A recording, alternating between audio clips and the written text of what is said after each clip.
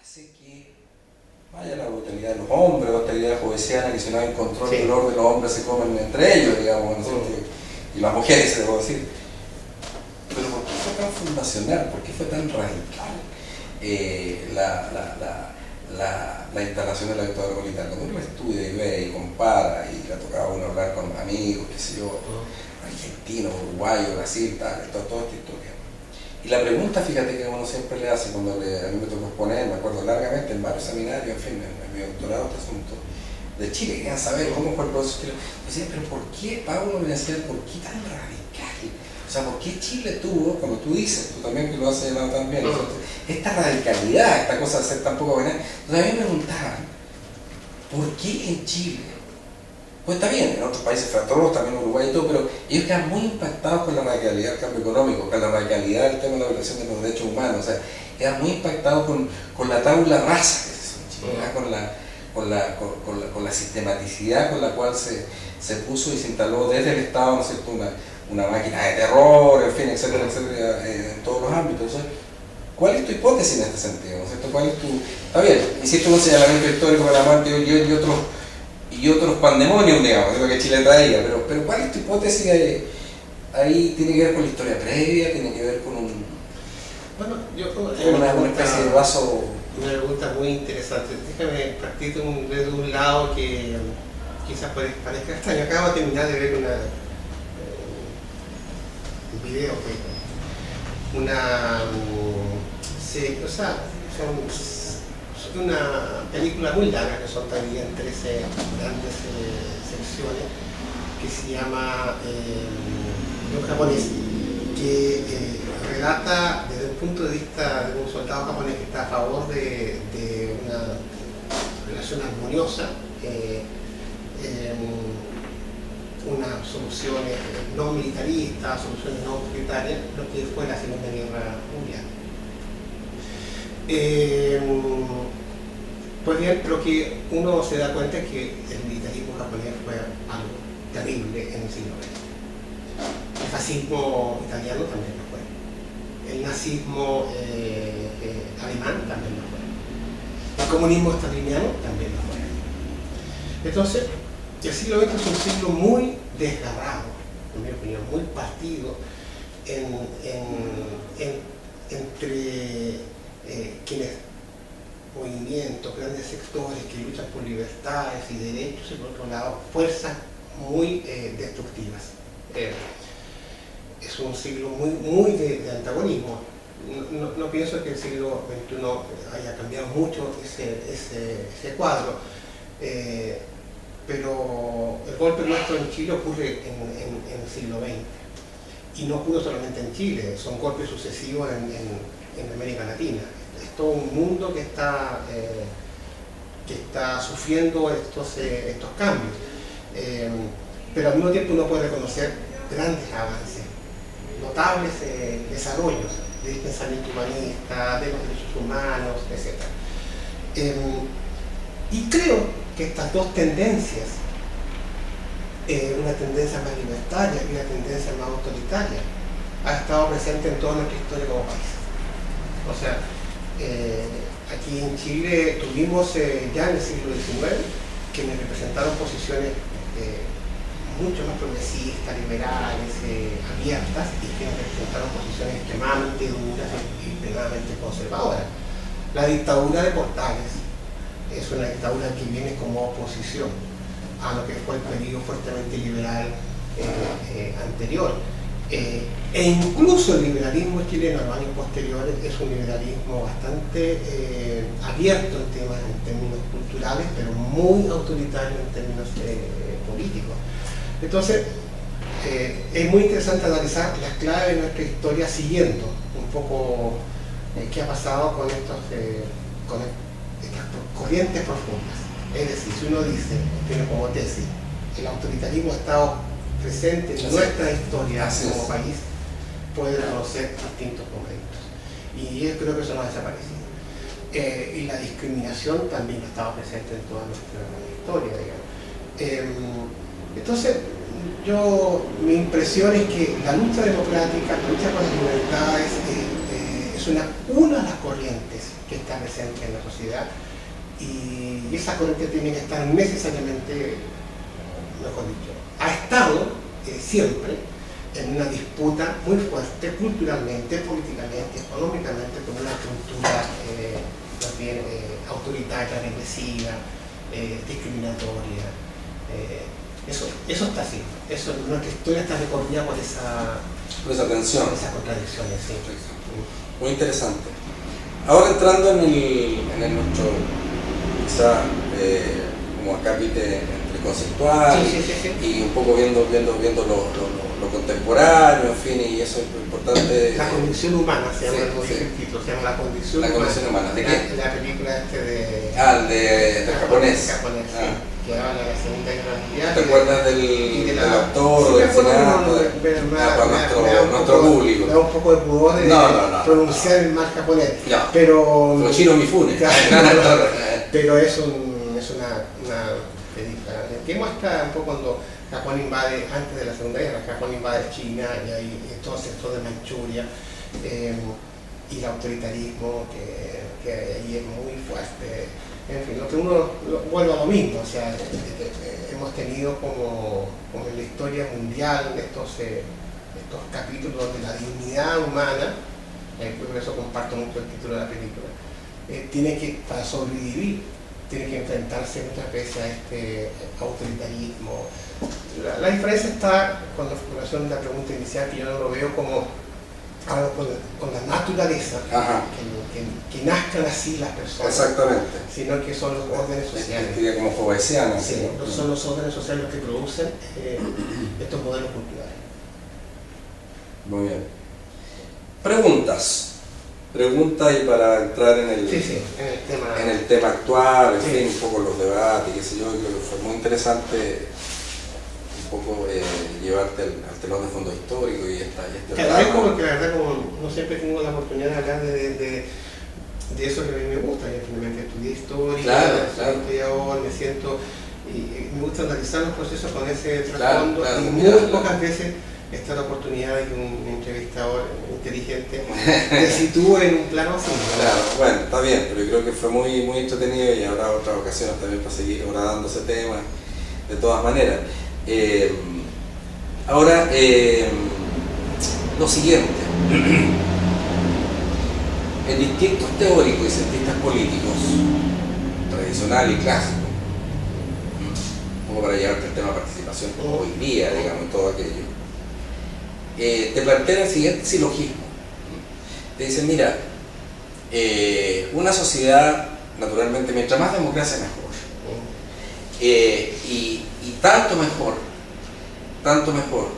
que las nuevas generaciones que han nacido bajo la democracia, en este caso instaurada en el año 90, que ellos no hayan conocido ruptura, son una nueva generación, no tiene mochila, no tiene cargas. Entonces, ¿qué te quiero decir con esto? Que ellos han bebido, hay toda una generación chilena, hombres y mujeres, que han bebido, como digo yo, la leche materna de la democracia, ¿no? Que no tienen las dos rupturas de las cuales tú hablas, o dos momentos epicéntricos, fundamentales, qué sé yo, ¿no es cierto? Por un lado el golpe, por otro lado el 88, el plebiscito, ¿no? Los hijos de uno, qué sé yo, ¿no es cierto? Los alumnos de uno. Entonces, yo siempre soy muy marcado el tema generacional, entonces digo, ¿ustedes de cuándo son? Somos de 88, somos de 90. No, profe, somos de 91. Pero por favor, ¿no es cierto? ¿Qué plebiscito ni qué nada? Entonces, te lo pregunto esto porque lo que uno esperaría, y de ahí viene la convención, ¿no es cierto?, de los cientistas políticos, en fin, y qué sé yo, es que mientras más democracia, mientras nuevas generaciones vean la leche materna de la democracia, te dicen, y te lo planteo como un tema para descolgarnos, un tema de participación y demás, tanto mejor, y en el fondo va a ser una generación con una cultura cívica, con una cultura de participación más amplia, con una fortaleza mayor en valores, con una mayor, ¿no es cierto?, conciencia de la sociedad en que viven, con menos traumas históricos, quizás. Acuérdate de la guerra civil, o nuestra propia, ¿para qué hablar de la guerra civil española? La conozco por otras razones, digamos, familiares. Pero en fin, o sea, cargas y mochilas históricas que constituyen traumas. Entonces, de pronto, lo que está pasando en Chile también, y que me parece en cierto sentido correcto, y hay una cierta transición subterránea, que la vieja élite se está muriendo. la vieja élite, por así decir, ya cumplió un ciclo. Y en el fondo estamos en un momento raro, en un momento curioso, en donde, comillas, una nueva élite o nuevos espacios de participación, porque tú no lo ves solamente elitariamente, sino que incluso casi socialmente, está gestando, por así decir, una suerte de democracia en acto diversa, distinta, ¿no? Donde está esta nueva generación, donde está una élite que ya está en su caso ya. Algunos muy mayores, estos de muy mayores, otros ya entrando a los tardíos 60 años, qué sé yo. Entonces, ¿cómo ves tú ese cambio, digamos, con ese lente que te sugiero? Hay allí ¿qué es lo que has captado tú? Porque yo sé que tú conversas con mucha gente, te mueves, estás en distintos, ya vamos a hablar de tus iniciativas que me parecen muy interesantes, me llegó noticia y qué sé yo. Entonces, ¿cómo ves tú eso? ¿Tú ves que ahora tú te sientes más positivo y optimista en este momento como de transición y de cambio, por así decir, que se está dando en Chile? ¿Cuál es tu estado de ánimo, digamos, en ese sentido? Bueno, es que la pregunta como que te invita a pensar como siempre tus preguntas, pero efectivamente estas generaciones actuales no conocieron, no sufrieron directamente la dictadura, eso es cierto. Pero yo creo que han sufrido directamente la expulsión de un sistema económico muy brutal. A eso te quería llegar, ¿cómo tú ves eso? Sí, y por lo tanto eso crea las condiciones para que surja un movimiento estudiantil, que es un momento de mayor lucidez. En 3 palabras expresa una conciencia social sobre eso, no al lucro. Yo creo que esa expresión, ese eslogan, esa frase, representa lo mejor desde el punto de vista de la conceptualización sociocultural y política de lo que significó ese movimiento. Lo mejor que ese movimiento produjo. Más allá de los logros concretos que se alcanzaron o no se alcanzaron en las demandas estudiantiles, lo que ese movimiento estudiantil con este lema, con esta bandera de no al lucro produjo, fue un cambio cultural muy profundo. O sea, hoy día ya no es tan fácil, más bien resulta indecente desde el punto de vista de la ética democrática hablar del lucro como un factor legítimo, ordenador de todas las relaciones sociales, la aspiración, que una sociedad entre más lucro tenga, mejor le va a ir. Nada de eso hoy día es algo que se pueda tragar por los sectores sociales que han sufrido el lucro y las postergaciones económicas, o por sectores juveniles que consideran que por ahí no está el camino hacia una sociedad mejor. Yo creo que esta es una sociedad que está experimentando, lo decía al comienzo, frustraciones sociales muy brutales, de grandes carestías económicas, de grandes exclusiones.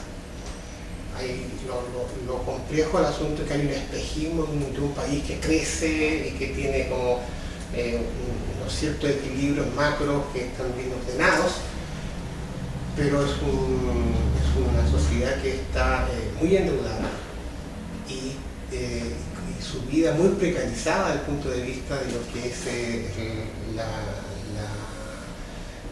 relación básica que se requiere para poder tener una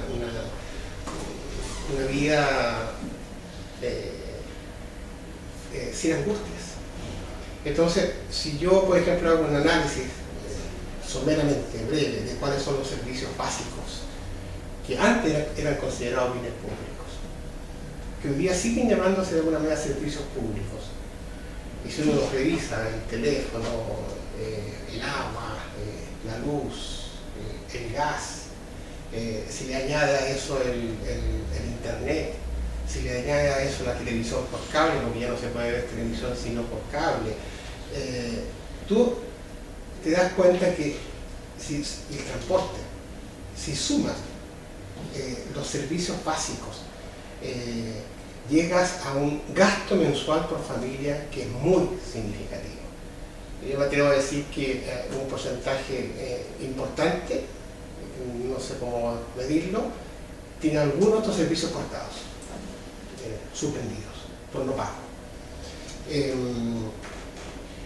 Y efectivamente es algo que a mí eso me preocupa mucho, en el sentido de que haya una grandes mayorías sociales que estén en el límite de lo que son acceder a estos servicios que son básicos en la sociedad. No hay respuesta para eso. Cuando uno va a un supermercado y encuentra que el litro de leche vale casi 800 pesos, un litro de leche, yo pienso que ya falta poco para que la reivindicación de alguien del medio litro de leche tenga sentido. Porque 800 pesos por un litro de leche es mucho plata. El valor del transporte en Chile es muy alto.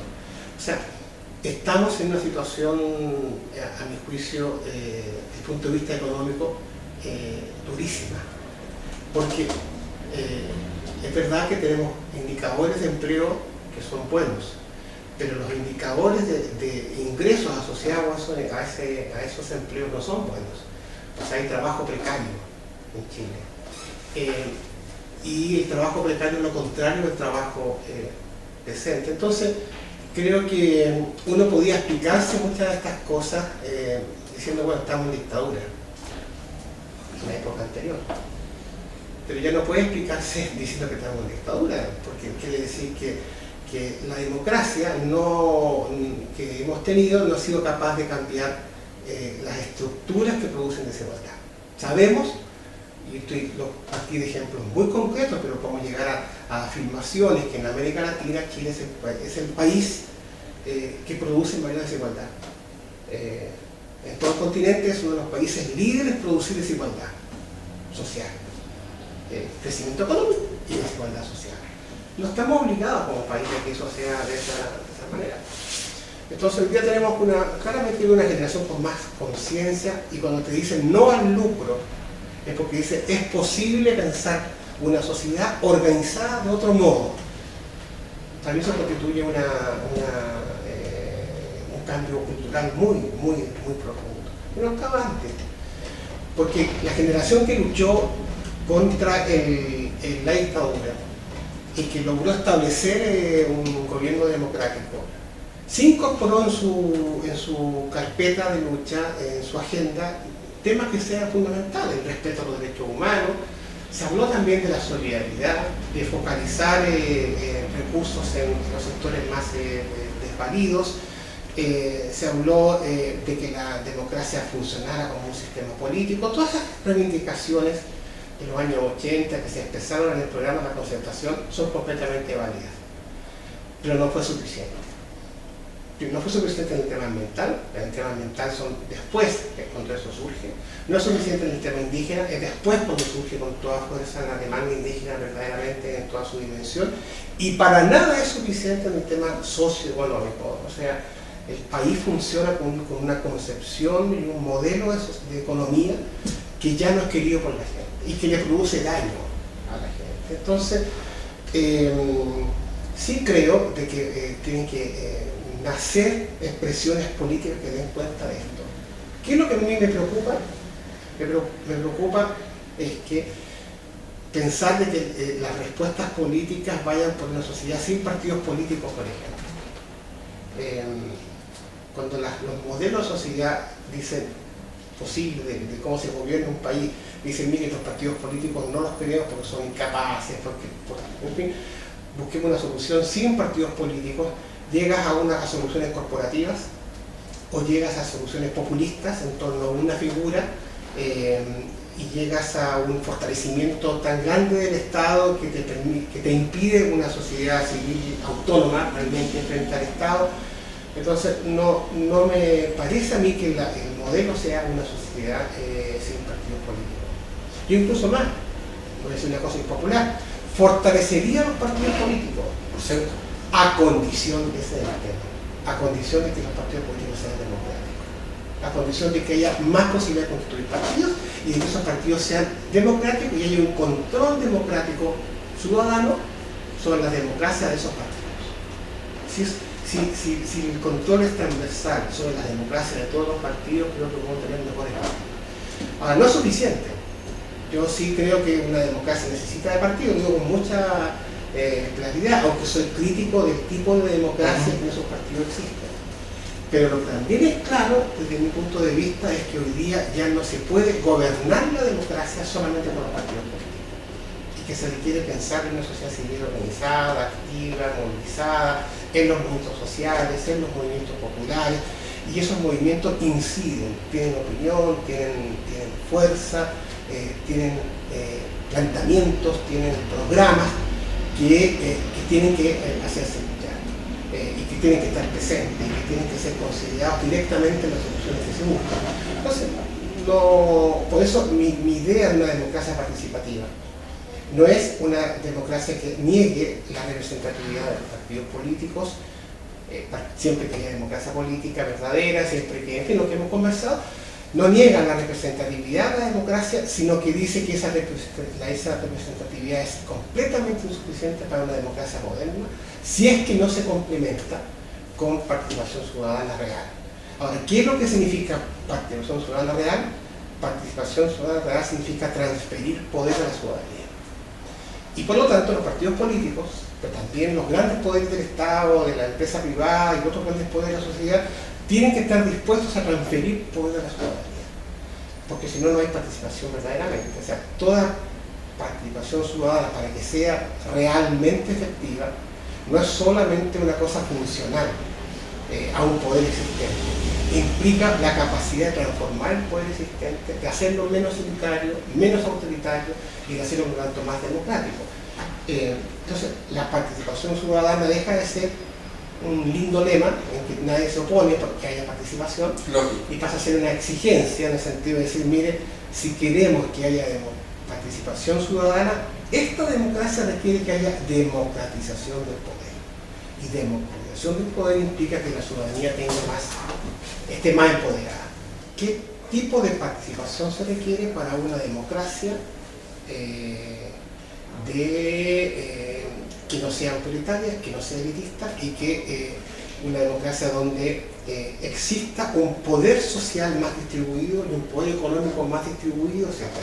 Eso requiere de un tipo de participación ciudadana y es lo que uno tiene que tratar de buscar. ¿Qué tipo de participación se requiere? Siendo muy metodológico en la respuesta, se distinguen dos grandes campos de participación. Uno que es la participación en el sistema político propiamente tal, en el sistema que toma las decisiones políticas, y otro que es la participación en el sistema institucional, en lo que es la gestión del Estado. Son dos modelos distintos, son dos campos distintos, aunque relacionados. Me explico. Chile es un país que tiene en el campo de la democracia política un muy bajo nivel de participación institucionalizada, comparado con otros países de América Latina. Acá no hay referéndum, no hay plebiscitos constitucionales que estén contemplados en la Constitución para los grandes temas. No hay iniciativa popular de ley, hay un conjunto de iniciativas de participación ciudadana que otras constituciones de América Latina reconocen, que en Chile no existe. Entonces, tenemos un nivel de participación ciudadana en las decisiones políticas pobrísimo. Recién está empezando esto de las primarias, la democracia interna de los partidos políticos también deja mucho que desear. Ahí hay una gran precariedad en nuestra participación como ciudadanos y ciudadanas en el sistema político donde se toman las decisiones. La relación con el Congreso, puedo seguir, pero para no agotar, más bien distinguir que ese es un campo y que en ese campo estamos demasiado atrasados. Hay otro campo, que es el campo de la participación ciudadana en la gestión de las políticas públicas.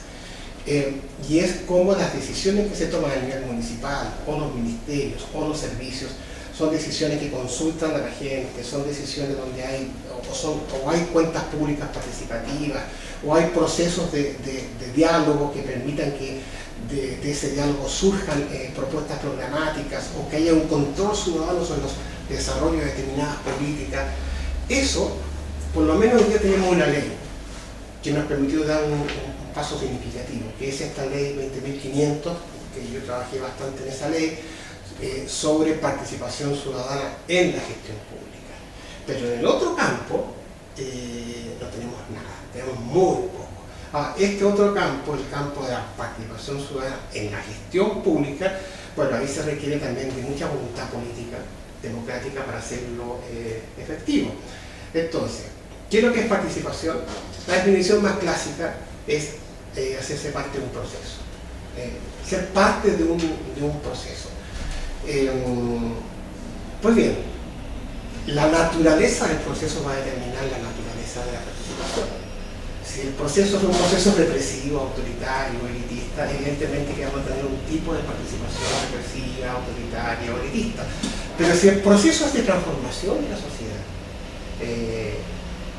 de construcción de nuevas igualdades o de creación de nuevas libertades, entonces la participación adquiere otro sentido. Es parte de un proceso creativo o transformador de la democracia. Entonces, la participación neutra no es algo que pueda, a mi juicio, afirmarse si es que uno no la relaciona inmediatamente con el tipo de sociedad que quiere construir.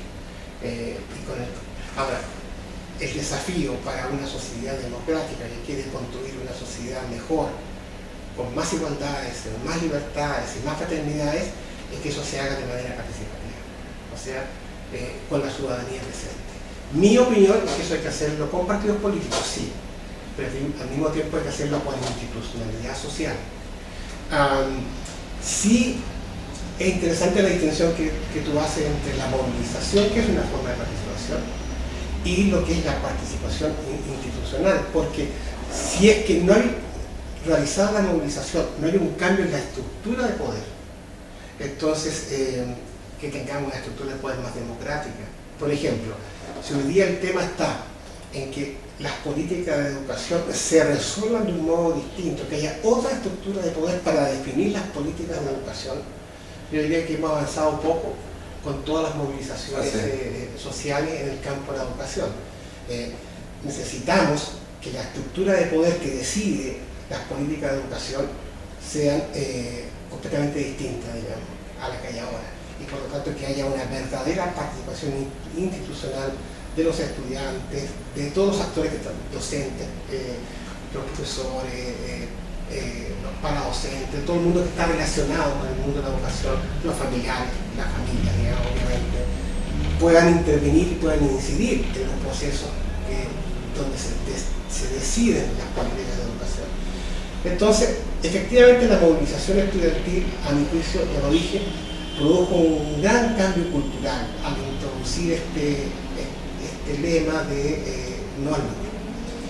Pero no se ha creado a partir de esa movilización un cambio en la estructura de poder, de la toma de decisiones en materia de educación. Y por lo tanto, lo que uno tiene que pensar en eso es que las movilizaciones estudiantiles o las movilizaciones sociales, junto con levantar grandes demandas culturales o reivindicativas, tiene que apuntar también a la modificación de la estructura de poder.